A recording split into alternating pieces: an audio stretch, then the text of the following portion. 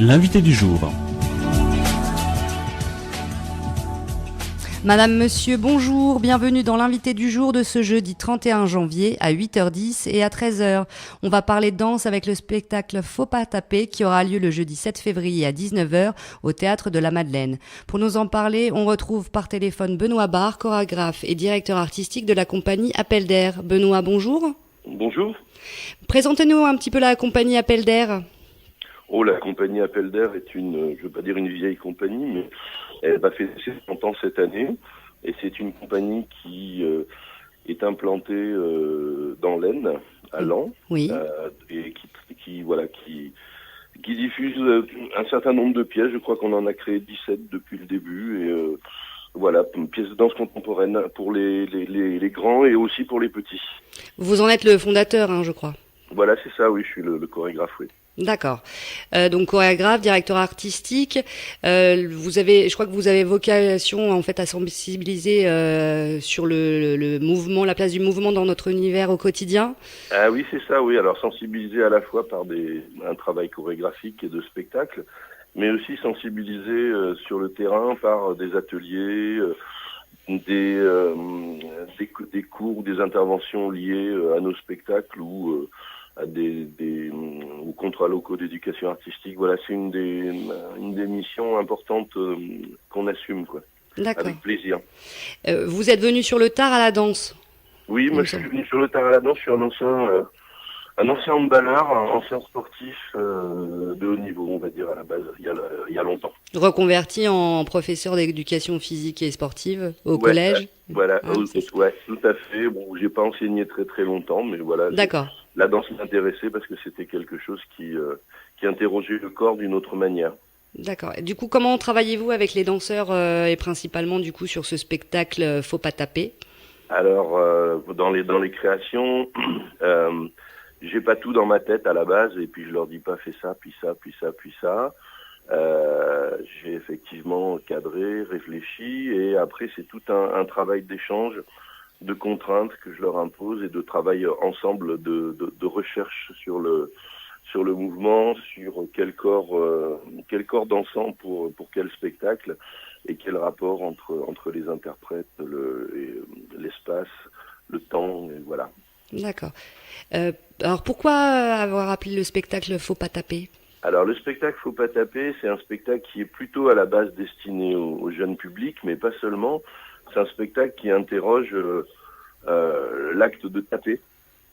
D'accord. C'est-à-dire par extension un peu tout ce qui est rapport entre les gens basé sur la violence ou pas. Voilà, c'est pas si simple que ça. C'est le paradoxe de ce spectacle, c'est qu'on travaille avec deux danseuses et un percussionniste.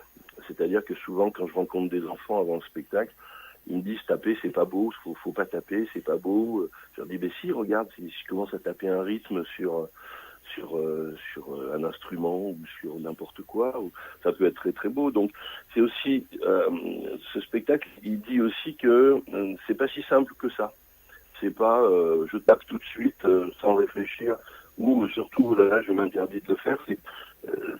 Il interroge un petit peu le rapport à l'autre, le rapport physique à l'autre. D'accord, oui, donc vous faites une sorte de dialogue en fait permanent entre la musique et la danse, c'est ça? Oui, tout à fait. Dans Faut pas taper, à la fois il n'y a pas un musicien qui joue de la musique et des danseuses qui sont là juste pour faire du mouvement. Les danseurs sont aussi producteurs de son et de musique. Et le musicien est un personnage à part entière qui rentre aussi dans le mouvement. Comment on exprime justement cette violence de taper par la danse? On peut l'exprimer physiquement, directement, en tapant. On peut l'exprimer dans un véritable corps à corps physique, mais on peut aussi l'exprimer à travers des choses beaucoup plus symboliques, à travers des images, à travers ce rapport entre la musique et la danse, et cette action de taper du percussionniste. On peut l'exprimer aussi en convoquant pour le jeune public des images auxquelles il a déjà été confronté.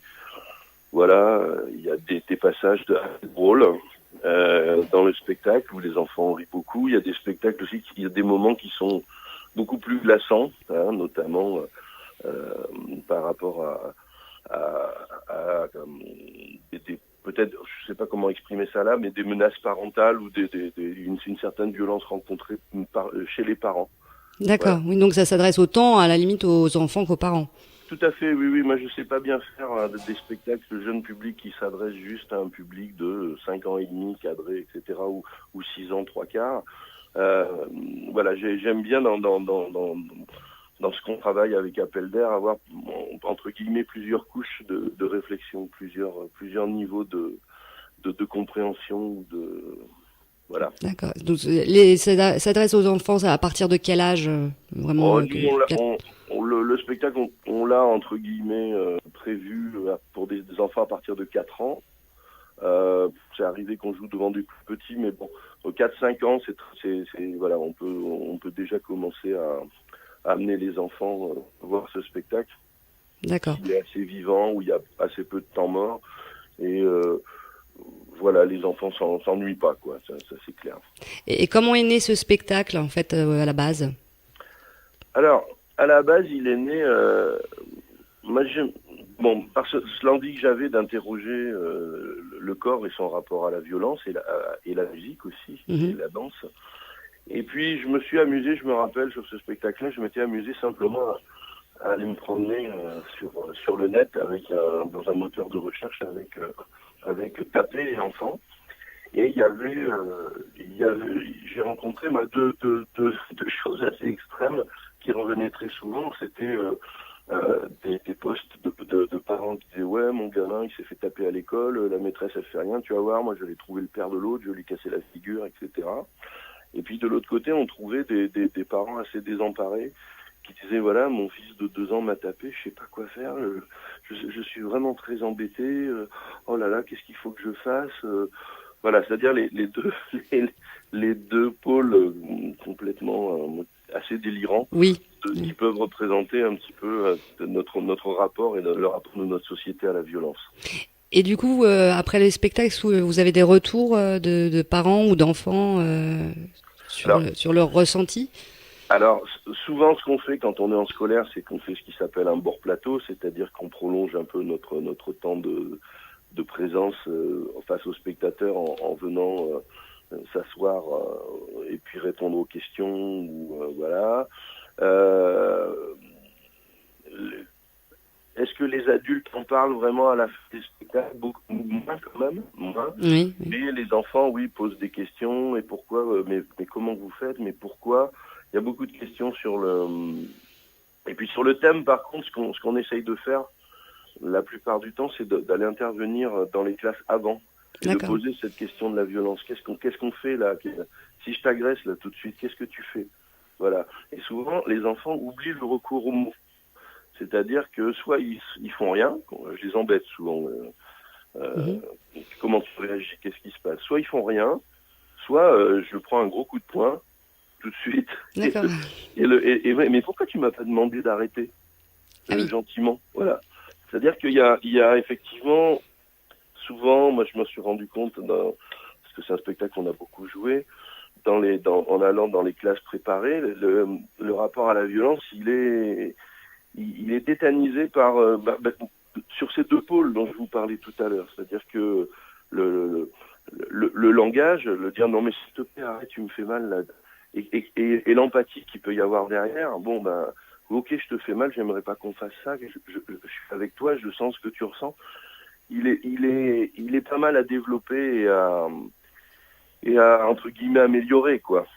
D'accord. Oui, vous jouez de toute façon devant les scolaires à 14h30 Voilà. le 7 Voilà. février. Hein.